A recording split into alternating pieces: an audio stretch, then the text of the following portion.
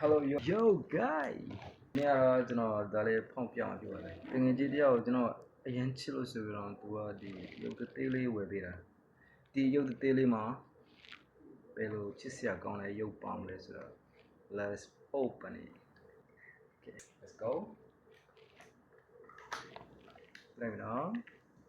and then 3တို့နိုင်ငံမှာကကွာဒီထဲမှာဒီလိုရုပ်တွေကိုဝယ်ပြီးတော့အဲ့လိုထားရတာကြိုက်တယ်ကွာကိုရီတွေ့တော့ဒါကဘာမှတိတ်ပြီးတော့ဥစ္စာဖြစ်ဘူးဒါ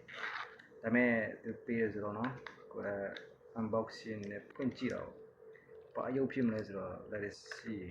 ဆိုတော့ဒီကောင်လေးပေါ့နော်ချစ်စရာကောင်းလေး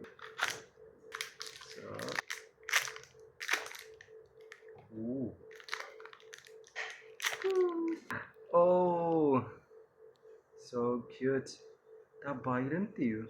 ဒါဘာကောင်လေးတီးကြလားတီးပြောပြအပေါ်မှာပန်းပွေလေးနဲ့ကွာသူတို့နဲ့တငယ်ချင်းလက်ဆောင်ပေးတဲ့ခါကျရင်ဒါတွေတုံးကြတာများဘာကောင်လေးတီးကြလားကျွန်တော်မသိဘူးပြီးဘယ်မှာထားမှမသိဘူး pink color လေးနဲ့ပန်းအောင်လေးနဲ့